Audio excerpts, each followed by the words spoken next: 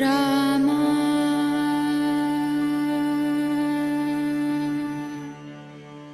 रामा रामा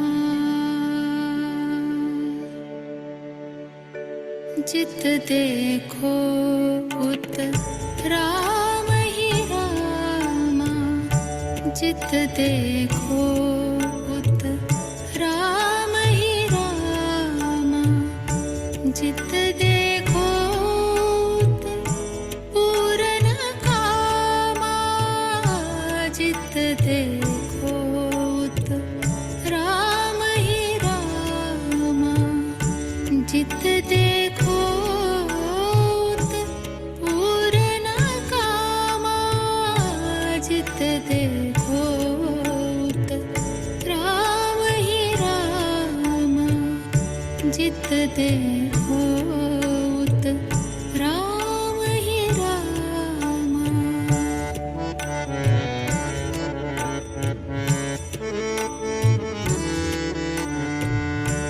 तृण तरुवर सातों सागर तृण तरुवर सातों सागर जित देखो उत मोहन नागर जित देखो उत मोहन नागर मोहन नागर रामा जित देखो उत राम ही रामा जित देखो उत राम ही रामा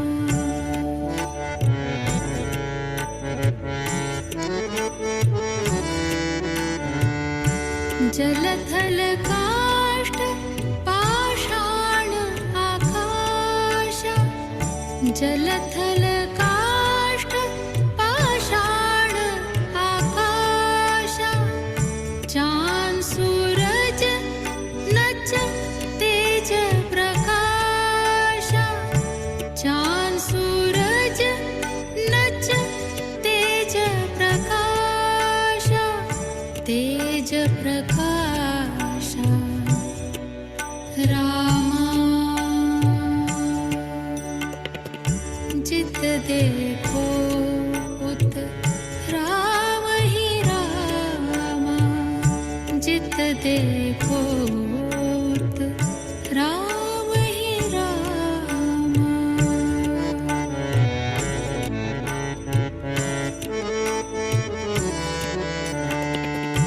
मोरे मन मानस राम भजो रे मोरे मन मानस राम भजो रे रामदास प्रभु ऐसो कियो रे रामदास प्रभु ऐसो कियो रे प्रभु ऐसो कियो रे रामा जित देखो उत राम ही रामा जित देखो उत राम ही रामा जित देखो उत पूरन कामा जित देखो उत राम ही रामा जित देखो उत राम ही रामा जित देखो उत राम ही रामा रामा रामा रामा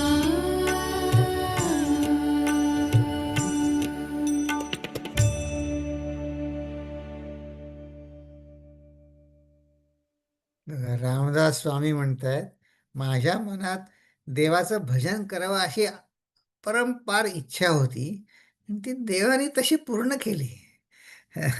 आणि त्याने काय झालं, मला सगळीकडे राम भरलेला दिसू लागला. जल स्थल काष्ठ पाषाण आकाशा. आणि तो कसा दिसू लागला तर त्याचंच वर्णन आता या समासात आपण 5-6 समासांमध्ये हेच वर्णन बघतो आहोत की नाही. तर त्यांना जी अनुभूती आली त्याचं त्याचं वर्णन ते आपल्याला स्पष्ट करून सांगताय त्या पायऱ्या. हम्म. पण आधी आपण आपली आता प्रार्थना म्हणूया. हं.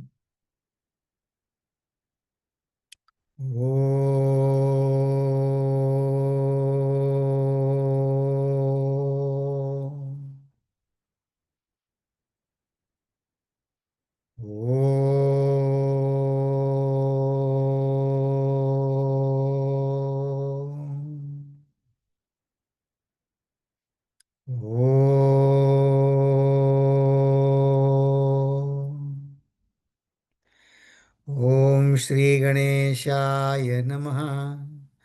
ओम श्री सरस्वत्यै नमः. ओम श्री गुरुभ्यो नमः. शुका सारिखे पूर्ण वैराग्य ज्याचे, वशिष्ठा परिज्ञान योगेश्वराचे, कवी वाल्मिका सारिखा मान्य ऐसा, नमस्कार माझा सद्गुरु रामदास.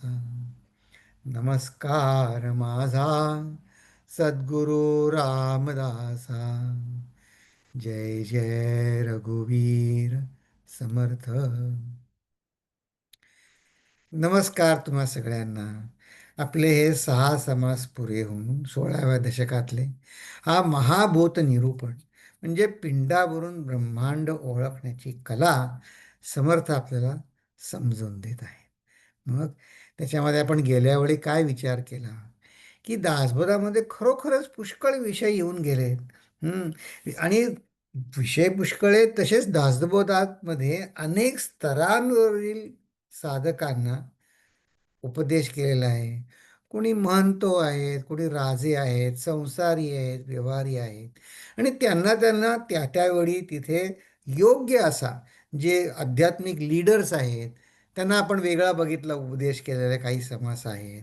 असे वेगवेगळे उपदेशाच्या लेवल स्तर हे आपण बघितले. पण हे जे 5-6 समास इथे या 16व्या दशकातले आहेत ते काय आहेत, तर ते म्हणले आपण ही सगळ्यांना लागू पडेल, सर्वसामान्य म्हणजे ऑल इन्क्लुझिव्ह अशी सर्वसामान्य प्रार्थना समर्थ आपल्याला समजावून सांगत आहेत की सगळीकडे देव बघायची.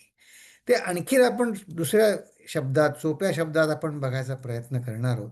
पण गेल्या वेळी आपण या महाभूत निरूपण 7व्या समासाची फोड आपण अशी बघितली की पहिल्या 1 ते 8 ओव्यांमध्ये अगदी थोडक्यात त्यांनी सारांश सांगितला. आणि त्यानंतर आत्म्याची लीला सांगताना त्यांनी उपाधीच्या स्वरूपात आत्मा चा कारभार कसा चालतो ते सांगितलं.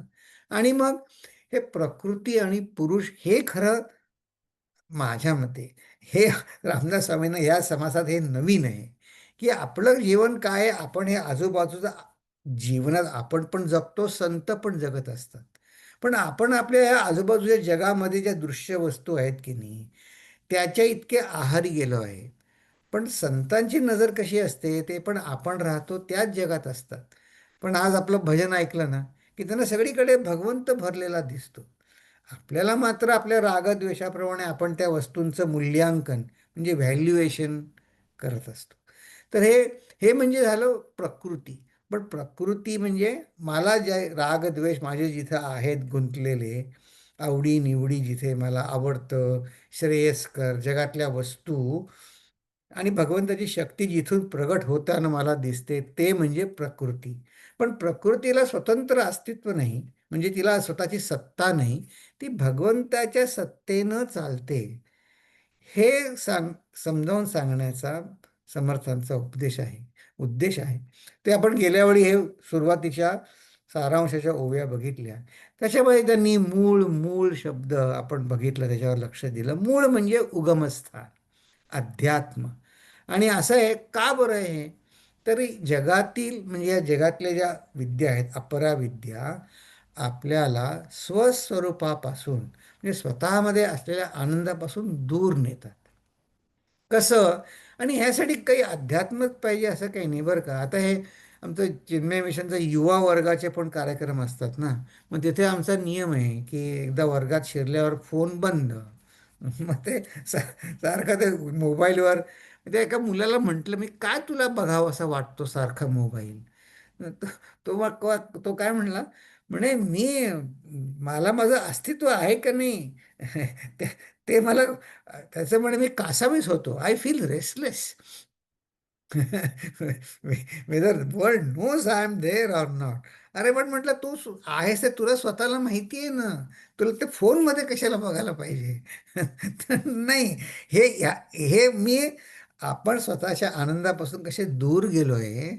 आपण त्या सेलफोनचं महत्त्व नाकारत नाहीये, आपण त्या सेलफोनची निंदा करत नाहीये, पण आपण त्याच्या किती अधीन, माझ्यासकट, मी माझ्यापुरतंच बोलतो, किती अधीन झालेलो आहे. मग त्याने पण हे स्वस्वरूप समर्थ काय म्हणतात, हा भगवंताचा आनंद हा अकृत्रिम आहे, नैसर्गिक आहे.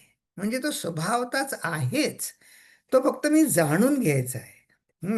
म्हणजे हे स्वस्वरूप विद्या ही काय आहे, ह्याच्यानी जवळीक, भगवंताशी जवळीक, स्नेह आहे. मग तृप्ती, रस, एव्हर फ्रेश म्हणतात तसं आपलं स्वतःचा आनंद एव्हर फ्रेश तिथे राहणार आहे. मग जो जो उगमाकडे जावे तेथे स्वाभाविक शांती आणि सुख समाधान आहे. हं. आता याचं अगदी गमतीचं उदाहरण बघा की कसं सुख उगमाकडे जाण्यामध्ये, आता मूळ मूळ मूळ जीवन, मूळ अन्न, सगळं मूळ मूळ, तुम्ही म्हणले हे कशाला आपण मुळामध्ये जायचं उगमस्थानाकडे? ते असं आहे बघा, उगमस्थानात गेल्यावरती आपल्याला आपल्यावरच जास्ती कंट्रोल येतो, आपण स्वयंपूर्ण बनतो. ह्याचं विनोदी उदाहरण, खूप वर्ष झाली भारतात गेलो होतो, तर काही ओळखीचे आहेत, ते एकाने ते दुकानामध्ये, इलेक्ट्रिक रिपेअरचं दुकान आहे त्याचं, त्याच्यामध्ये बघितलं ते सगळे खूप, घरात ते पंखे असतात ना, पंखे, खूप पंखे त्याचे सगळे गंजलेले, काहीतरी स्कूटरी गंजलेल्या तिथं खूप तिच्या बॅकयार्डमध्ये होत्या. त्याला म्हटलं अरे ते याचं काय करतो, काय करतात तुम्ही या पंख्यांचं? नाही म्हणले, ते पंखे बाहेरचं ते मोडलंय, पण आतली आम्ही ती मोटार काढतो. मग मोटार चालू आहे. मग ते म्हटलं मग मोटारीचं काय करता? तर त्यावेळेस त्याचं बॅकयार्डमध्ये काय काम चालू होतं, तर ते मोटार त्यांनी ते पंख्याचे पाती असतात की नाही, त्या पात्यानं त्यांनी ते जुन्या साड्या आणून त्या फाडून त्याच्या चिंध्या लांब केलेल्या, त्या तीन पात्यांना तीन चिंध्या लांब जोडल्या होत्या. आणि स्त्रिया जर वेणी घालतात ना, तीन याची पेड करून, तसं ते पंखा फिरवला की त्या चिंध्यांची रोप, दोर तयार व्हायचा, बळकट रोप. हं. हे बघा म्हणे माझं फुकटच आहे सगळं. मला म्हणे ते लोक पंखा टाकून देतात, ते भंगारवाल्याकडनं आलेत हे. मग म्हटलं काय झालं मनामध्ये, मी म्हटलं की पंखा वारा येतो हा सुपरफिशियल झाला, पण त्याने तो मुळामध्ये गेला आणि त्यांनी काय म्हणलं, अरे या मुळामधली मोटर चालू आहे. ती मोटर म्हणे, मोटर आहे आणि ते जुन्या साड्यांच्या चिंध्या फाडून त्यांनी दोर तयार केले. मग हे काय झालं, ह्या उगमाकडे गेल्यावरती त्याला त्याचा आनंद, उदरनिर्वाह त्याचा स्वयंपूर्ण झाला की नाही? हां, त्याचा आनंद स्वयंपूर्ण झाला. तर ह्या उद्देशाने आपल्याला समर्थ हे जसं दृश्यातलं आहे, तसंच आपल्या संबंध जीवनाकडेचा दृष्टिकोन जर बघितला, तर आपल्या जीवनामध्ये एक समाधान, तृप्ती आहे ना, ती इंद्रियांच्या पलीकडे, बियॉन्ड सेन्स ऑर्गन असलेली तृप्ती, संत सांगतात अरे ती आहे. You just take the ownership of it. तुम्ही ते घ्या, तुम्ही स्वतः त्याचा ताबा घ्या तुमचा. मग ह्यासाठी आपण गेल्या वेळी ही ह्या ओव्या बघितल्या की त्याच्यामध्ये बघा सुद्धा, प्रचिती प्रचिती आली पाहिजे, विस्तारे बोलली भूते, आठवी ओळी, त्या भूतांमध्ये व्यापकते, ते म्हणजे परमात्म तत्व, विवरून पाहता येते प्रत्ययासी. ते प्रत्ययाची पाहता येते. मग आपल्यासारखे श्रोते रामदास स्वामींपाशी असतील तर म्हणले, स्वामी आम्हाला नाही आला प्रत्यय, आम्हाला समजावून सांगा ना. मग समर्थ ही आत्म्याची लीला ह्या ज्या ओव्या आहेत त्या आपण 3 भागात बघितल्या. की आत्म्याचं वेदांत परिभाषेत वर्णन बघितलं, त्यानंतर आत्म्याचं उपाधीसहित असलेलं वर्णन बघितलं, आणि त्यानंतर हे उपाधीसहित वर्णनामध्ये वनस्पती, प्राणी, पशु सगळे आहेत. पण आत्म्याची मानवी जीवनातली जी विशेषता आहे ती 24 ते 33 ओव्यांमध्ये आहे. आणि त्यानंतर मग ती पुरुष आणि प्रकृतीचं समर्थ सांगणार आहे. मग आत्मा हा कसा आहे? हा आत्मा शरीरे वर्ततो, इंद्रिये ग्राम चेष्टवितो, नाना सुखदुःखे भोगितो, देहात्मयोगे. देहाच्या संयोगानं तो देहातर्फे ज्ञानेंद्रियातनं कर्मेंद्रियातनं बाहेर जाऊन त्यांना प्रज्वलित करून त्यातर्फे तो चेष्टवितो. अशा अनेक ओव्या आहेत. मग हे सगळं आत्म्याचं उपाधीसहित वर्णन बनून तो जीव आहे तो आत्म्याच्या संयोगानं जीवात्मा बनला. मग गेल्या वेळी आपण ही उदाहरणं बघितली की या उपाधीमधनं जर मी बघितलं, पृथ्वीच्या पॉइंट ऑफ रेफरन्सनी सूर्य फिरतो, उगवतो, मावळतो. मग घटाच्या उपाधीनी, लिमिटेशन्सनी त्या घटामधल्या आकाशाला आपण तो घट म्हणतो, महाआकाश म्हणतो. किंवा संसारी संबंधातनं मी वडील आहे, शेजारी आहे, भाऊ वडील असं आहे. तर मग असा प्रश्न येतो की हे उपाधी सोडून निराळी करून आत्मा समजून घेण्याचा आग्रह का इतका, इतका अट्टाहास का? तर असं आहे की ह्या उपाधी ही आपण जी आता आपण उपाधी म्हटलं ती फिजिकल लेवलवर भौतिक स्तरावर आहे का मानसिक आणि बौद्धिक स्तरावरनं दूर करायचे आहे आपल्याला, या कुठल्या स्तरावरून दूर करायचे? बघा की असं आहे की अहो असं आहे की रोजच्या व्यवहारात सुद्धा उपाधी सोडायला करायला उपाधी सोडायला लागते. समजा तुम्ही ग्रोसरी स्टोअरला इथे गेलात, आता अमेरिकेमध्ये काय मोटारीनं गेलात, तुम्ही म्हणा मी मोटारीनं ग्रोसरी आणायला चाललो. पण मग त्या दुकानात गेल्यावर तुम्हाला मोटारीतनं खाली उतरायला लागेल की नाही? ती उपाधी सोडायला लागेल त्या पार्किंगला. तशीच मोटार नेणार का दुकानामध्ये? नाही. मग मोटार घरून दुकानापर्यंत जाण्यामध्ये मोटार एक उपाधी आहे, ती उपयोगी आहे. मग मोटारीत बसल्यावर आपण काय बनतो? कम्युटर बनतो, प्रवासी बनतो. पण प्रवासी आपली ही येणारी आणि जाणारी तात्पुरती आपलं संज्ञा आहे ही. आपण मोटारवरून खाली उतरल्यानंतर आपण काय प्रवासी नाही. पण ते सोडायला पाहिजे की नाही उपाधी ती? त्याशिवाय आपल्याला व्यवहार सुद्धा करता येईल का उपाधीला चिकटून बसलो तर? नाही. हं. तर हे आपलं हे प्रासंगिक तादात्म्य ज्याला आपण म्हणतो, ही देश काल वर्तमानानुसार बदलत असते. हं. आणि ती मनाने सोडायची आहे, इथं समर्थ सांगतायत. त्याचा मुळामध्ये जाऊन शोध घ्यायचा आहे. बघा मुळामध्ये गेल्याने मगाशी सांगितलं त्या पंख्याचं उदाहरण दिलं. अहो त्याच्या दुकानामध्ये त्या स्कूटर, तर मी त्याला विचारतो तुम्ही स्कूटरच्या मोटारीचं काय करता? तर म्हणला हे बघा त्या स्कूटरच्या मोटारीचे टायर वगैरे सगळे गेले होते त्याचे. त्यांनी त्या मोटारीला पुली जोडली होती आणि ते विटा वर खाली नेत होते ते मोटर, त्या स्कूटरवर बसून. बसून म्हणजे ती स्कूटर चालत नव्हती, पण त्या मोटारीने त्या एलिव्हेटरसारखं त्या विटा वर खाली न्यायचं मशीन त्यांनी बनवलं होतं. मग त्याचं काय झालं बघा, तो ते पंखा हे सगळ्यात बाहेरचं अंग आहे. जसं आपलं शरीर आहे सगळ्यात बाहेरचं आहे. शरीराने फक्त सुखवस्तू बघतो, हे वरवरचं झालं. ते पशुपक्षी पण बघतात. मग त्यांनी काय केलं, ते खोलामध्ये गेलं आणि त्या मोटारीचं वर लक्ष केंद्रित केलं. मग मोटारीवर लक्ष केंद्रित केल्यावर काय झालं, व्यापक बनलं त्याचं कार्यक्षेत्र. आता तिथे व्यवहारामध्ये संबंध उपयोगिता युटिलिटीशी आहे, पैशाशी आहे, व्यवहाराशी आहे. पण त्याचं क्षेत्र त्याच्यावर जास्त स्वामित्व आलं की नाही? आलं त्याचं. मग आता असा हा आत्मा शरीरामध्ये वर्ततो, इंद्रिय गाम चालवतो. पण तुम्ही म्हणाल हे पण रामदास स्वामी तुम्ही सांगता ते खरं आहे हो. पण तुमच्या वेळेपासून आज आता आम्ही 2025 साली आहोत. तिथे का समाजामध्ये अनेक बदल झाले. हो, बदल झाले. मग ते सामाजिक वातावरण पण बदललं. बरोबर आहे, बदललं. मग आता आपण एक क्षणभर विचार करू, की सामाजिक वातावरण बदललं, त्या सामाजिक वातावरणाची डायमेन्शन्स काय आहेत? सामाजिक वातावरणाची. आता बघा, सामाजिक वातावरणात व्यवहार चालत असेल, त्या काळी व्यवहार काय मोहरा, सोने नाणी वापरत असतील, यावेळी वेगळा व्यवहार होत असेल. त्यावेळेस कौशल्य तुम्हाला वेगळं असेल, घोडे हाकायचं कौशल्य लागत असेल, हत्तीवर कसं चालायचं त्याचं कौशल्य लागत असेल, आता वेगळं कौशल्य लागतं. त्यावेळेची धनसंपत्ती, गुरं किती आहेत तुमची, तुमच्याकडे घोडे किती आहेत, असं मोजत असतील. किंवा तुम्हाला सर्वोत्तमाचा ध्यास, मला सगळ्यात जास्ती श्रेष्ठ बनायचे म्हणजे काय बनायचे, याच्या व्यवहारातल्या व्याख्या बदलल्या असतील. पण एक गोष्ट बघा, एक गोष्ट बदलली नाही आहे समर्थांच्या काळापासून. म्हणजे मला सांगायचं आहे असं, की समर्थांचं तत्त्वज्ञान आत्तासुद्धा व्हॅलिड आहे आनंदासाठी. मग एक गोष्ट मात्र बदलली नाही आहे. काय बदलली नाही आहे?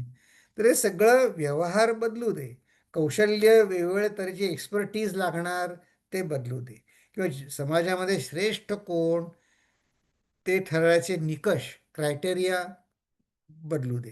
पण सुख उपभोग घ्यायचे साधन हा देह आहे, यात कुठे बदल झालाय? तो ते तसंच आहे.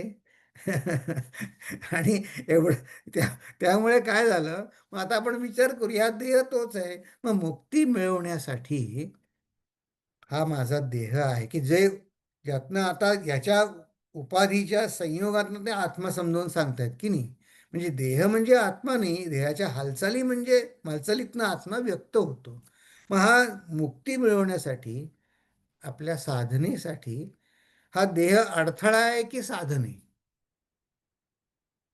आता आपण बघूया. देहधारी कोण आहेत? सगळे पशु पक्षी प्राणी मानव सगळे आपण देहधारी आहोत की नाही. ज्याने ज्याने देह धारण केला ते देह आहे. मग त्यात आपण दोन भाग करू. हं. एक कोण आहे, तर म्हणे पशु आणि प्राणी. तर पशु आणि प्राणी काय कसे आहेत?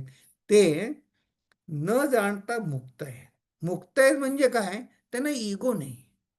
त्यांना फक्त त्यांच्या व्यावहारिक गरजा भागल्या, ते आनंदी आहेत. म्हणजेच त्याला आपण ज्याला म्हणतो, दे आर अनकॉन्शियसली फ्री. ते फ्री आहेत, पण त्यांना त्याचं भान नाही त्या फ्रीचं. मग मानव कसा आहे? मा मानव जाणतेपणे बद्ध आहे. म्हणजे काय आहे? We are consciously bound. आपण बद्ध आहोत, पण आपल्याला त्या बद्धपणाची जाणीव आहे. आणि बद्धपणाची जाणीव आहे, म्हणूनच मुक्तीचा मार्ग जायचा चान्स आहे. कारण बद्धपणाची जाणीव आहे ना. आपण पशु नाही. आपल्याला पशूंना तर जाणीवच नाही त्यांना. पण आपल्याला मात्र आपण कॉन्शियसली आपल्याला आपल्या बद्धतेची आपल्याला जाण आहे. मग आपल्याला समर्थ, माझं स्वस्वरूप आत्मा आहे, तू मोठा आहेस खूप, परमचैतन्य रूपी तुझं स्वरूप आहे. तर हे ईश्वरत्व आपण म्हणू. किंवा संतांचं मोठेपण कशात आहे? संत आपल्याला सांगताय की मला त्यांना मोठं करायचं आहे. म्हणजे काय करायचं आहे त्यांना, संतांना? विचार करूया आपण. कारण आता हे हे समास असे आहेत की थोडे जरा ते ड्राय वाटायचा संभव आहे, की काय चालू आहे, काय माहिती नाही बा कशाचा काय चालू आहे ते. हं. तर आपण त्याच्यावर आपण विचार करूया की आपल्याला संतांना मोठं करायचं आहे म्हणजे काय करायचं आहे. तर असं आहे, संतांचं मोठेपण कशात आहे, ईश्वराचं ईश्वरत्व कशात आहे? तर ईश्वर किंवा संत त्यांचं इन्फिनिटी, अमर्यादित्व न सोडता ते लघुत्व, लहानपण स्वीकारतात. ईश्वराने त्याचं ईश्वरत्व न सोडता तो पंचमहाभूत झालाय, तो मानव बनलाय. म्हणजेच संत त्यांचा आनंद कमी न करता ते आपल्या लेवलला छोटे होतात. म्हणजेच अगदी सोप्या भाषेत नम्र होतात. हां. अत्यंत लीन, नम्र होतात. त्यांचं ते छोटे नाही होत. त्यांचं मोठेपण मनाने ते मोठेच असतात. हं. ते लीन होतात. हं. नम्र होतात. आणि हे नम्रता आपल्याला ही कृतज्ञता येण्यासाठी, आपल्याला पटण्यासाठी हे सगळे आत्मा शरीरी वर्ततो. तसंच काय करतो, हे जे मी म्हणतो जिभेमध्ये नाना स्वाद निवडणं, भेदाभेद, सगळं मी हे आत्म्याचा प्रभाव आहे. माझं त्याच्यात काही नाही. माझा इगो त्याच्यात काही नाही. उत्तम अन्नाचे परिमळ, नाना सुगंध परिमळ, नाना फळांचे परिमळ, घ्राण इंद्रिय जाणे, नाकाचं महती सांगितली, जिव्हेने स्वाद घेणे, पाणींद्रिय म्हणजे हाताने देणे घेणे, अशा पुष्कळ ओव्या या आत्म्याच्या महती आहे असं सांगितलं. ऐसे व्यापार परोपरी त्रिभुवनी एकलाची करी, त्याची वर्णावया थोरवी दुसरा नाही. कारण दुसरा कोण वर्णन करणार, सगळीकडे तोच आहे म्हटल्यानंतर एकन एकच आहे, तर दुसरा तो आणायचा कुठून? तर त्याचं वर्णन दुसरा थोर नाहीच आहे मुळी. थोर दुसरा कोणी नाहीच आहे, तोच एकटा आहे. आता बघा, ही वेदांताचं जी सिद्धांत आहे, हीच रामायण महाभारत याच्यामध्ये या सिद्धांताशी तडजोड न करता सांगितलं आहे. बघा रामायणाच्या याच्यामध्ये सुद्धा बघा, आता ते दशरथ महाराज आणि कौसल्या हे पूर्वजन्मी त्यांनी खूप तपस केलं आणि त्यांना भगवंताचं दर्शन झालं, परमात्म्याचं. त्यावेळेस त्यांचं नाव वेगळं होतं, मनु आणि शतरूपा होतं. मग त्यांनी मागितलं त्यांच्याकडे की मागा, तुम्ही काही मागा. ते म्हणले नाही, आम्हाला काही नको. मग त्या कौसल्या माताला विचारलं, त्यावेळेस तिचं नाव होतं शतरूपा. तिला सांगितलं, तुला काय पाहिजे? ती म्हणली, भगवंता, माझी काही खरं इच्छा नाही, पण तू विचारतोयस तर तुला नाही म्हणणं योग्य नाही, की हा काही नको मला असं म्हणणं नाही. म्हणून मला असं मागायचंय की तुझ्यासारखा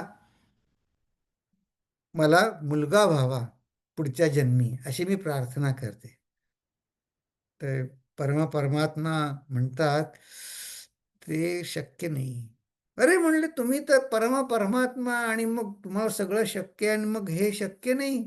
मग असं कसं झालं म्हणे. मग म्हणे, तुम्ही तर सगळे अमर्याद शक्ती आहे, असं आहे तसं आहे. नाही नाही म्हणले, शक्य नाही म्हणजे माझ्यासारखं पण म्हणले दुसरं कोणीच नाही. मग म्हणे, माझी इच्छा पूर्ण नाही होणार का? शत्रुपा म्हणली, नाही नाही म्हणे, तुझी इच्छा पूर्ण होईल, पण मला असं करावं लागेल की मीच तुझा मुलगा म्हणून जन्माला येईल. हां. कारण माझ्यासारखं दुसरं कोणीच नाही, पण मग मीच येतो. हां, या. मग मग असे प्रभू रामचंद्र कौशल्याच्या पोटी आले.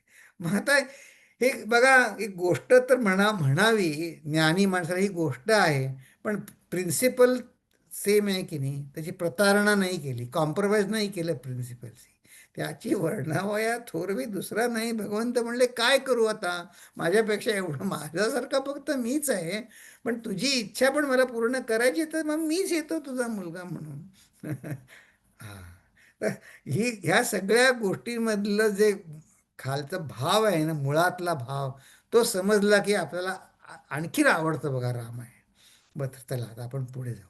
आत्मा आणि मानवी जीवनाची विशेषता काय मग? कारण हे जिभेने चव घेतो, हाताने काम करतो, सगळं पशु पक्षी सगळेच करतात. हम्म. त्या वीण दुसरा काहीचा, जे महिमा सांगावा तयाचा, व्याप आटोप आत्मयाचा, न भूतो न भविष्यती. म्हणजे 14 विद्या 64 कळा, धूर्तपणाच्या नाना कळा, वेदशास्त्र पुराण जिव्हाळा, पेणे विण कैचा. म्हणजे ह्या सगळ्या 14 विद्या 64 कळा सगळं आहे, धूर्तपणा आहे, पण वेदशास्त्रांमध्ये जिव्हाळतो, पण हा सगळा आत्म्याशिवाय कसा असेल? म्हणले, इहलोकीचा आचार, परलोकीचा सारासार विचार, उभय लोकींचा निर्धार आत्माच करी. आता आपण जास्ती डिटेलमध्ये जाऊया नको. या 25 आणि 26 ओव्यांमध्ये ही दोन दर्शनांमधलं मोक्ष कसं वेगवेगळं आहे ते सांगितलंय.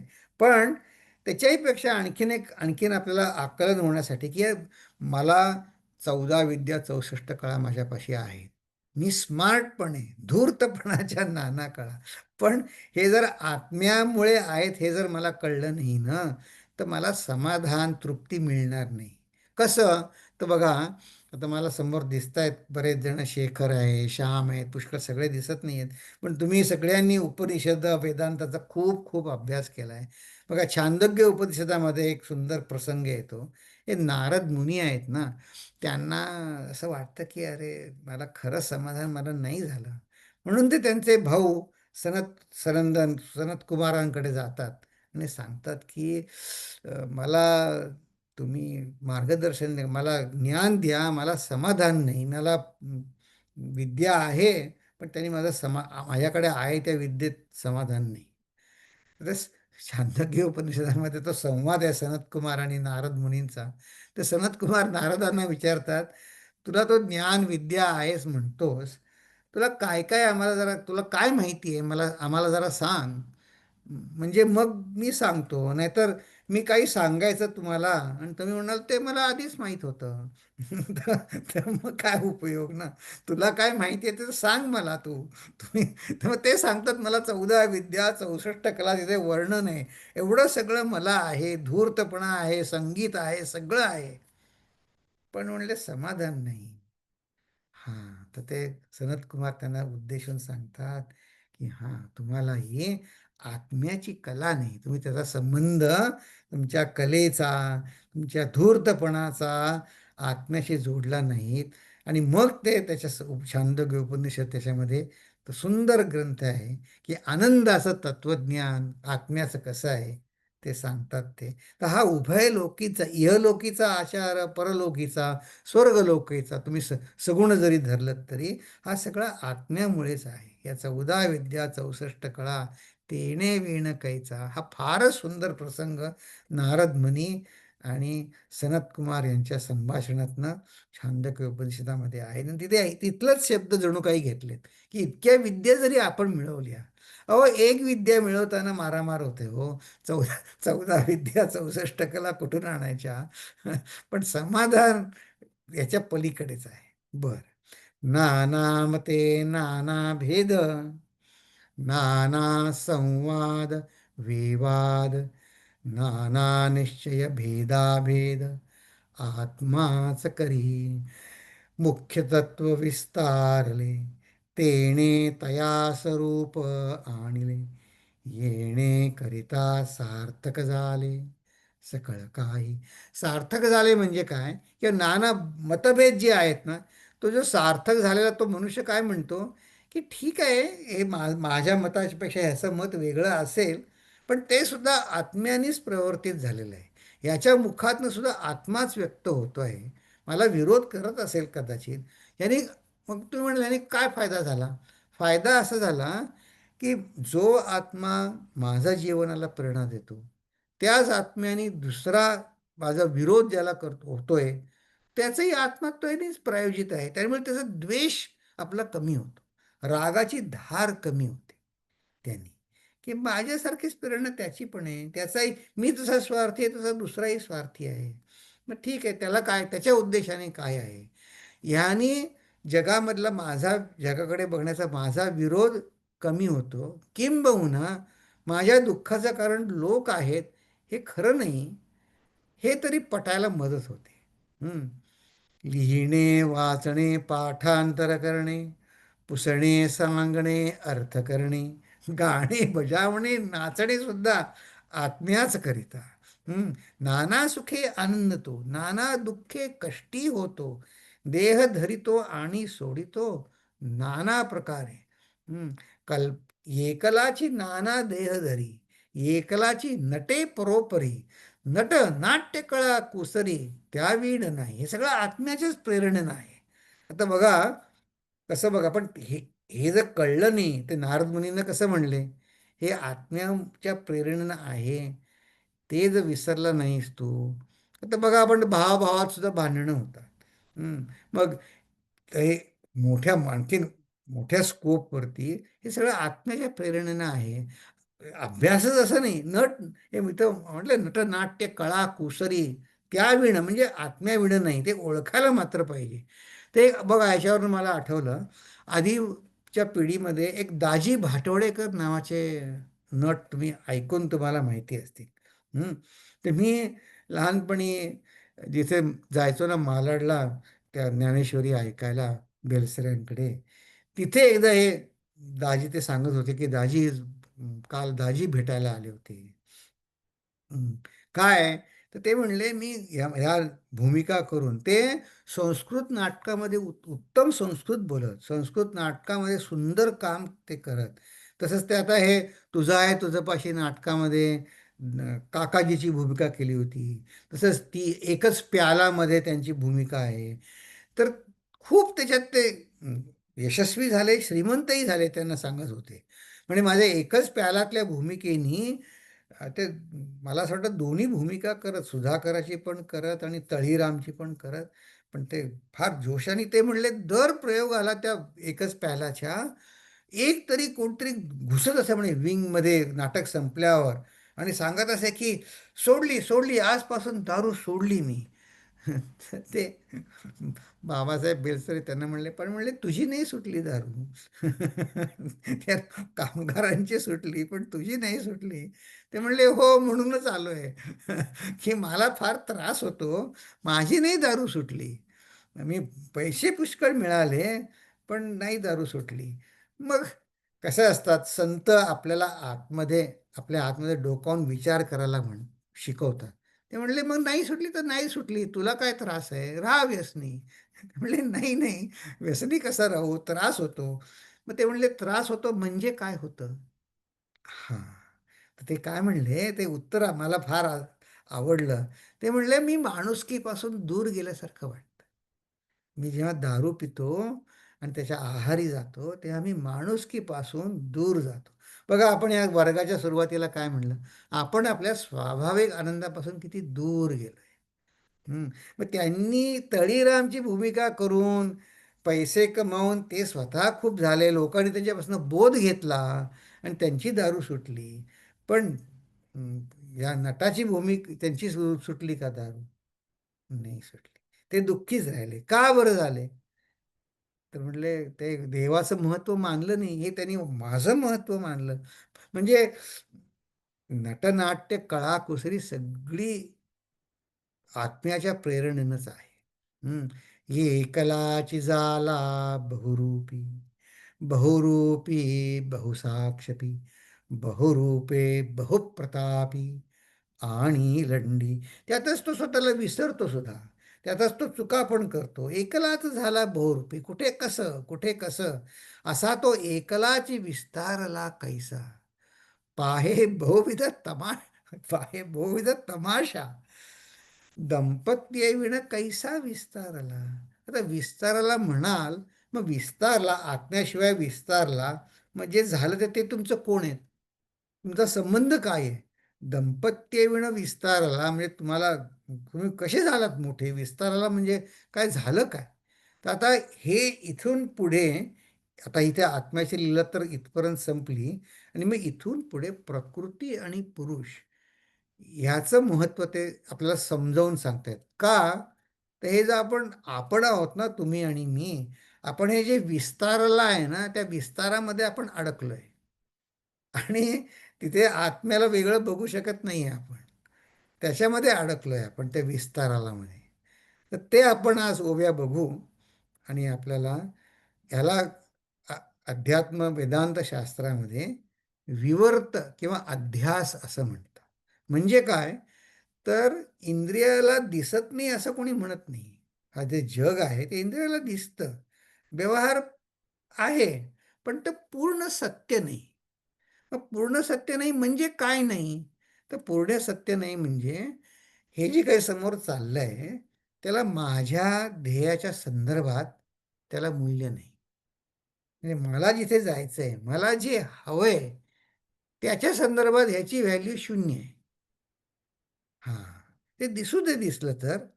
हम्म, तर बघा ते कसं आहे ते आपण बघूया. ह्यालाच ते प्रकृती आणि पुरुष म्हणतात. स्त्रियास पाहिजे पुरुष पुरुषासी पाहिजे स्त्री वेश ऐसा आवडीचा संतोष परस्परे. अरे म्हणले एकदम तुम्ही प्रकृती पुरुषामध्ये एकदम स्त्री पुरुषावर भलतीकडे उडी पडली तुमची. भलतीकडे नाही पडली. ते समर्थ समजावून सांगतायत.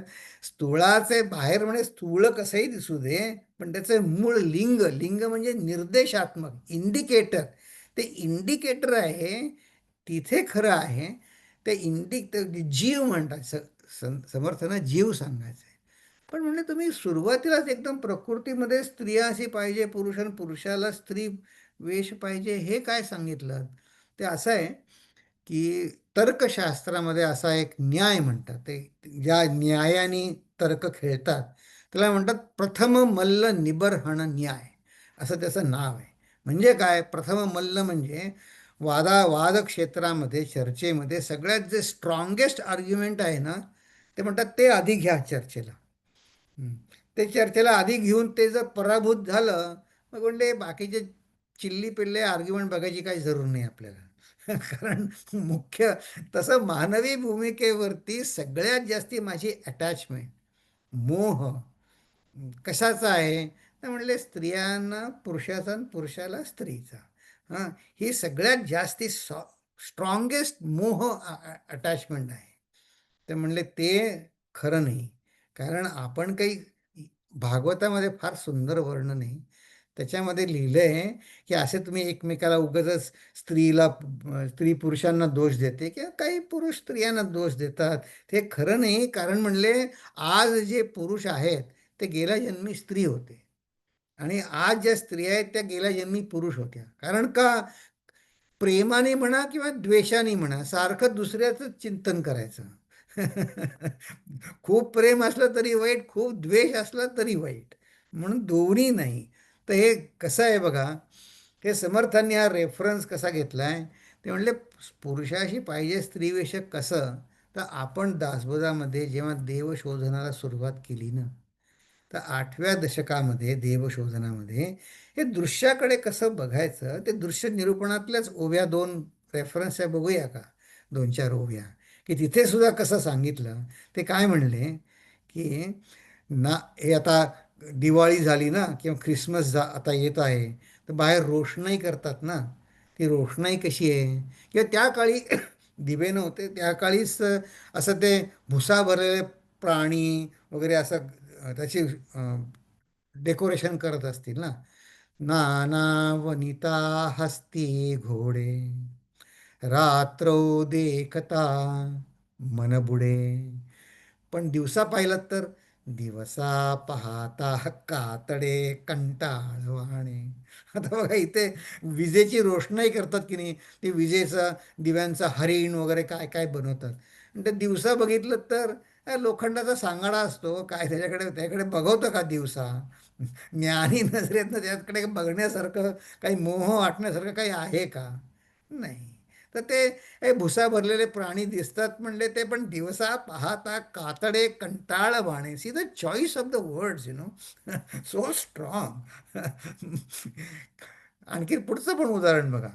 खेळता नेटके दशावतारी, तेथे येती सुंदर नारी, नेत्र मोडिती कळा कुसरी, परिते अवघे धटिंगण.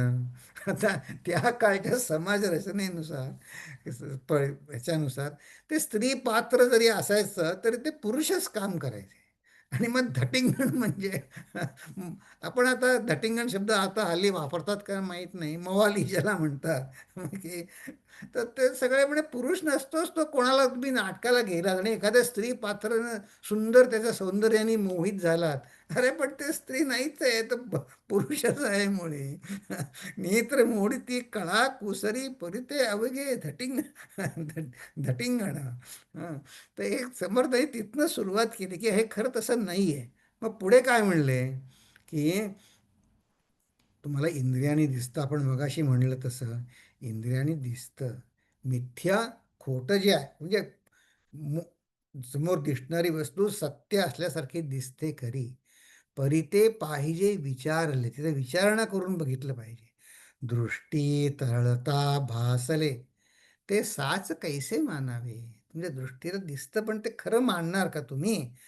ऐसे हे बहुविध भासे साचा सारिखे दिसे परी हे सत्य म्हणून कैसे विश्वासावे. हा, ते त्याची विचारणा केली पाहिजे. ही विचारणा आपल्या 8व्या दशकापासून सुरू झाली आहे. आता आणखीन पुढे सांगतात की आपले दृश्यातले ज्ञान आपण काय करतो, आपण ते दृश्यातलं ज्ञानच अध्यात्म विषयात आणतो. त्या ज्ञानानेच आपण हे बघतो, काय म्हणतो, हा आश्रम चांगला मोठा आहे का, नाही म्हणे तिथं त्यांच्या आश्रमामध्ये स्टीलची थाळ्या आहेत, मग इथे पत्रावळीवर जेवण मिळतं. तर जेवण कुठच्या पत्रावळीत मिळतं का स्टीलच्या ताटल्यात मिळतं त्याच्यावर काही आश्रमाची विशेषतः खरं म्हणजे अवलंबून नसायला पाहिजे, की मी त्याचं जजमेंट किती चुकीचं करतो. त्याचा काही खरं संबंधच नाही, ते आणतो. तर तसं आपण काय म्हणतो, पुरुषांचा जीव स्त्रियांची जीवी ऐसी होते उठाठेवी, समर्थ त्याला उठाठेवी म्हणतात. परिया सूक्ष्माची गोवी समजली पाहिजे. म्हणजे गोवी म्हणजे रहस्य. तर असं आहे, जो जीव आहे, जो पुरुषामध्ये आहे किंवा स्त्रीमध्ये आहे, तो एक सूक्ष्म शरीर आहे. ते त्याला लिंग नाही, त्याला आपण लिंग म्हणजे आपण त्याला सेक्स म्हणतो ते नाही, तो फक्त निर्देश आहे, इंडिकेटर म्हणून ते सूक्ष्म शरीर.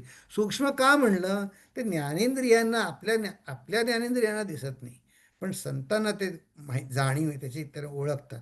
बघा पुन्हा पुन्हा भागवतामध्ये आहे, भागवताला संभव प्रमाण असं म्हटलंय. म्हणजे हे शक्य आहे, जे प्रमाण म्हणजे त्याचं इंडिकेटर, त्याचा ज्ञान व्हायचं एक साधन. तर चित्रकेतूची राजाची गोष्ट येते भागवतामध्ये. त्याला पुष्कळ राण्या असतात, पण त्याला मूल नसतं. मग तो प्रार्थना करतो देवाची, संताची, की मला मूल होऊ दे. मग ते कसं तरी होऊन ते काय त्या अनेक राण्यांपैकी एका राणीला दिवस राहतात. आणि अ, त्याला त्यावेळेस नारद मुनी असं सांगतात की तुला ह्या मुलापासनं जेवढं सुख होईल तेवढंच दुःख पण होईल. म्हणजे हे काय तुम्ही सांगितलं, तर कारण म्हणे हे जग दृश्य वस्तू असंच आहे, जे सुखाचं वाटलं ते दुःखाचंही कारण होईल. नाही नाही, पण म्हणे मला मुलगा हवा. मग तो मुलगा झाल्यावरती बाकीच्या राण्यांना दुस्वास वाटतो की ह्या राणीला आता मूल झालं, म्हणून त्या बाकीच्या राण्या काय करतात, कपट करून त्या मुलाला, त्या तान्ह्या बालकाला विष देतात आणि ते मूल मरतं. राजा हवालदिल होतो दुःखामध्ये. तो पुन्हा बोलवतो, मग नारदमुनी येतात. म्हणले काय झालं, म्हणले असं झालं बघा, त्याला बोलवा तुम्ही परत, तुम्ही इतके थोर आहात, बोलवा त्याला परत. म्हणे असं बोलवता येत नाही, पण तू म्हणतोयस तर बोलवतो, पण ते तुझ्या हिताचं नाही. नाही नाही म्हणे, बोलवा, मला विचारायचंय, बोलवा. मग ते आज्ञा करतात त्या सूक्ष्म देहाला की ये परत, तुझ्या आई वडिलांकडे परत ये. तर सूक्ष्म देह येतो आणि नारद मुनींना विचारतो, कुठल्या आई वडिलांकडे, माझे अनेक जन्म झाले आधी, त्यातल्या कुठल्या जन्माच्या आई वडिलांकडे तुम्ही बोलवताय मला. हे ऐकल्यावर त्या चित्रकेतू राजाला म्हणतो, अरे ह्याच बालकाला मी आपलं समजत होतो का, ह्यालाच मी प्रेम केलं का, आणि हा तर म्हणतो, हा तर काही माझी ओळख सुद्धा दाखवत नाही, कुठल्या आईवडिलांच्या पोटी कुठल्या आईवडिलांना भेटू तुम्ही सांगता. मी म्हणे कितीतरी माझे आईवडील झाले. हा. तर ही सूक्ष्म जे जीव आहे त्याला पुरुष स्त्री असं नाही, पण आपण मात्र समजतो काहीतरी, या सूक्ष्माची गोवी समजली पाहिजे. मग ती काय समजण्यासाठी काय सांगतायत ते, स्थूळ आहे त्याच्यासाठी वाटे भेद, स्थूला करिता वाटे भेद, सूक्ष्मी अवघाची अभेद, ऐसे बोलणे निरुद्ध प्रत्यया आले. बघा प्रत्यय बघा तुम्ही, हा जो भेद दिसतो, विविधता दिसते, ती वरवर आहे, सूक्ष्मात नाही. पिंडावरून ब्रह्मांड पहावे, प्रचितीने प्रचितीस घ्यावे, उमजेना तरी उमजावे, विवर विवरो. विवर विवरो म्हणजे पुन्हा पुन्हा पुन्हा पुन्हा आपल्या अनुभवा चं विश्लेषण करून पाहूया. ते अनुभव तेच आहेत त्याचं पुन्हा पुन्हा पहा, की हे जे पिंडात आहे जसं एक मडकं मातीचं आहे, अनेक मडकी सगळी मातीचीच आहे. त्यासाठी सगळी मडकी फोडायची गरज नाही आहे. द्वैत इच्छा होते मुळी. जिथे द्वैत जन्माला आलं, त्या क्षणी आपण या भूमंडळाच्या प्रकृतीच्या त्रिगुणामध्ये आपण आलो. भूमंडळी आणि मुळी रुजू पहावे. जिथे जिथे द्वैत आलं तिथे हे झालं. येथे मोठा झाला साक्षेप, फिटला श्रोतयांचा आक्षेप, जे प्रकृती पुरुषाचे रूप निवडून गेले. आणि इथं हा समास संपतो. पण ह्या ज्या शेवटच्या 4-5 ओव्या आहेत ना, त्याच्यावर आपण एक पुन्हा फ्रेश माइंडनी विचार करणं जरूर आहे. कारण हा सारांश आहे सगळ्या ह्या आधीच्या दशकाचा सुद्धा, की इथे मोठा झाला साक्षेप म्हणजे मोठं कोडं सुटलं, फिटला श्रोतयांचा आक्षेप. म्हणजे या जगामध्ये दोन नाही आहेत, एकच आहे. ते आधी आपण त्याला म्हटलं ना अध्यस्त किंवा डिल्युजन म्हणतो. आता तुमच्यामध्ये खूप जणांनी वेदांत वाचलाय, ऐकलाय, अभ्यास केलाय. तर ते रज्जू सर्पाचं उदाहरण अतिशय परिचयाचं तुमच्या सगळे आहे. मग आता रज्जू सर्प म्हणतात, मग हे रज्जू सर्प किती किती गोष्टी आहेत ह्याच्यामध्ये, एक आहेत का दोन आहेत? आता तर सर्प दोन, रज्जू एक आहे पण सर्पाला दोन म्हणलं तर पण दुसरं खरं नाही ना, पण ते सर्प खरा नाही म्हणजे खरं एकच आहे की नाही. हां. पण मग रज्जू सर्प दोन कसे झाले? आता मला दोन दिसतात म्हणून दोन आहेत. म्हणजे दिसतात तसं नाही, मग ते किती आहेत, एक आहेत का दोन आहेत? तर तसं त्या दृष्टीनं हे म्हणतायत की द्वैत इच्छा ज्या क्षणी होते तिथे आपण या भूमंडळावर आलो. आत्म्यापासून खाली इथे उडी मारली, तेव्हापासून दोन सुरू झालं. तर हे प्रकृती आणि पुरुष ही पुरुषाचेच विविध रूपं आहेत. आत्म्याच्या सत्तेनंच ही प्रकृती चालते. ती समजून लीन होऊन हे पिंडावरून ब्रह्मांड पाहावे. आणि कसं पाहावे? जोर जबरदस्ती नाही आहे. काय म्हणतात ते खोटं फॅनेटिसिझम नाही आहे, काही किंवा अंधश्रद्धा नाही आहे. प्रचितीने प्रचितीस घ्यावे. हे तुम्ही प्रचितीने पाहूया, म्हणजे आपण स्वयंपूर्ण आपल्या बाबतीत होऊ. ते कसं? हे पिंडावरून ब्रह्मांड पाहावे या शेवटच्या 4-5 ओव्या आपण पुढच्या वेळे आपण आणखीन थोडा वेगळ्या तऱ्हेने आपण बघू.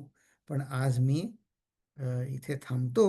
हा वेदांताचा विषय आपण फ्रेश माइंडनी पुढच्या आठवड्यामध्ये आणखीन बघू. मग त्याच्यानंतरच पुढचा समासही बघू. मग आता आज आपण काय पाहिलं, की उपाधीच्या स्वरूपामध्ये म्हणजे कशाच्या तरी इन असोसिएशन विथ आपण आत्माचं कार्य समजून घेतलं.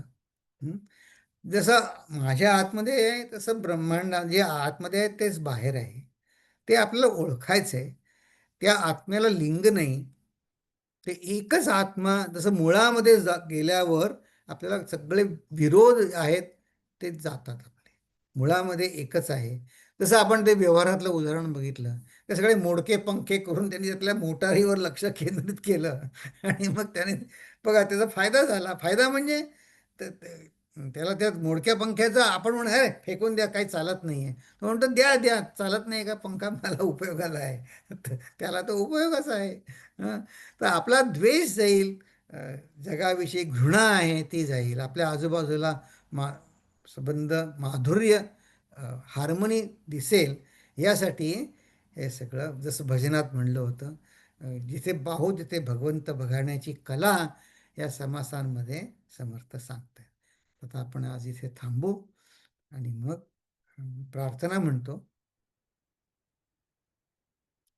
ओम पूर्णमद पूर्णमिदं पूर्णात् पूर्णमुदच्यते पूर्णस्य पूर्णमादाय पूर्णमेवावशिष्यते.